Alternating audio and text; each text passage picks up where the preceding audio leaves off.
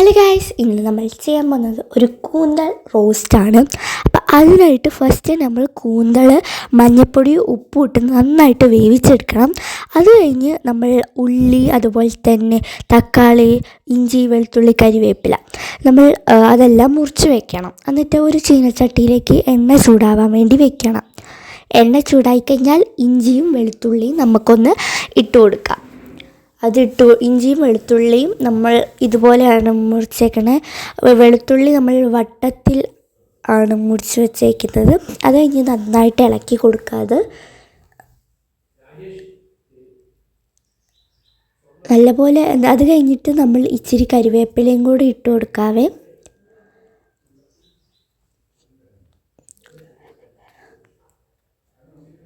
അത് കഴിഞ്ഞിട്ട് ഇച്ചിരി ഉള്ളിയും കൂടെ ഇട്ട് കൊടുക്കാം. സിമ്മിലിടുന്നതായിരിക്കും നല്ലത്, അതാവുമ്പം കരിയുമില്ലല്ലോ.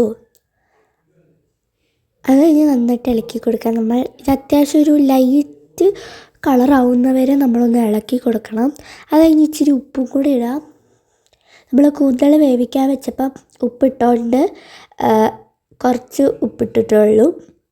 നിങ്ങൾക്ക് ടേസ്റ്റ് നോക്കിയിട്ട് ഇനിയും വേണമെങ്കിൽ ഉപ്പിടാവുന്നതാണ്. ഞാൻ പറഞ്ഞൊരു ലൈറ്റ് കളർ വരെ.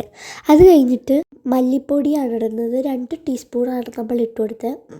പിന്നെ സാദാ മുളക് പൊടി, പിന്നെ കാശ്മീരി മുളക് പൊടി, ഇതെല്ലാം നമ്മൾ 2 ടീസ്പൂണാണ് ഇട്ടേക്കണത്. പിന്നെ മീറ്റ് മസാലയാണ്, അത് കുറച്ചിട്ട് കൊടുക്കണം.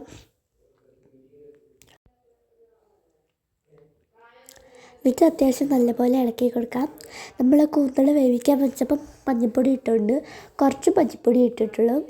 പിന്നെ നല്ലപോലെ തക്കാളി ഇട്ട് കൊടുത്തിട്ട് ഇളക്കി കൊടുക്കാം.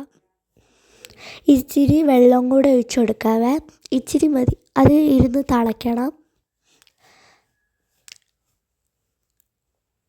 അത് കഴിഞ്ഞ് നമ്മൾ ഇതിനകത്തേക്ക് വേവിച്ച് വെച്ച കൂന്തൽ ഇട്ട് കൊടുക്കാം. എന്നിട്ട് നല്ലപോലെ ഇളക്കി കൊടുക്കാം. അത് കഴിഞ്ഞ് കൂന്തൽ വേവിച്ചപ്പോൾ അതിൻ്റെ വെള്ളം ഉണ്ടാവുമല്ലോ, അതും കൂടെ നമ്മൾ കുറച്ച് ആഡ് ചെയ്തിട്ടുണ്ട്. പിന്നെ അത് വേവിക്കാൻ വെച്ചതനുസരിച്ച് നമ്മൾ വെറുതെ പുറത്ത് പോയി നോക്കിയപ്പം നല്ലപോലെ കാട് കയറിയിട്ടുണ്ട്. അത് കഴിഞ്ഞ് നമ്മൾ കുറച്ച് മുളകും കൂടെ പറിച്ചിട്ട് വരാമെന്ന് വിചാരിച്ച്. ബീട്രൂട്ട് ഉപ്പേരി ഉണ്ടാക്കാൻ വേണ്ടിയിട്ടാണ് നമ്മൾ മുളക് പറിക്കുന്നത്. അപ്പം 2-3 എണ്ണം മതിയെന്ന് പറഞ്ഞു. നമ്മൾ 2-3 എണ്ണം പറിച്ചോണ്ട് വന്നു. പിന്നെ ശംഖുപുഷ്പമാണ് കേട്ടോ ഇത്. അപ്പം ഇത് കണ്ടപ്പം 2 എണ്ണം ഇത് പറിച്ചിട്ട് പോകാമെന്ന് വിചാരിച്ച് ശംഖുപുഷ്പം ഒരു 2 എണ്ണം കൂടെ പറിച്ചിട്ട് പോയിട്ടുണ്ട്. അപ്പോൾ അവിടെ എത്തിയപ്പോഴത്തേനും അമ്മ തേങ്ങയൊക്കെ അരച്ചിട്ട് ഇതിനകത്തേക്ക് ഇട്ടിട്ടുണ്ട്. ഇച്ചിരി കുരുമുളക് പൊടിയും കൂടി ഇട്ട് കൊടുക്കാം. നമ്മൾ തേങ്ങ അരച്ചിട്ട് ഈ കൂന്തലിലേക്ക് ഇട്ട് കൊടുക്കണം കേട്ടോ. അത് കഴിഞ്ഞ് ഇച്ചിരി അത് കഴിഞ്ഞ് നമ്മൾ ടേസ്റ്റ് നോക്കാൻ എടുത്തിട്ടുണ്ട്. അത് കഴിഞ്ഞ് നമ്മൾ ഇതിനകത്തേക്ക് കുറച്ച് എണ്ണ ആഡ് ചെയ്ത് കൊടുക്കണം.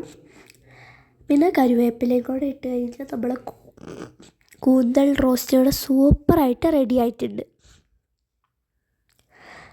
ഇനി നമ്മൾ ടേസ്റ്റ് നോക്കുവാണ്. സൂപ്പർ ടേസ്റ്റാണ്. എല്ലാവരും ട്രൈ ചെയ്ത് നോക്കുക. ബൈ.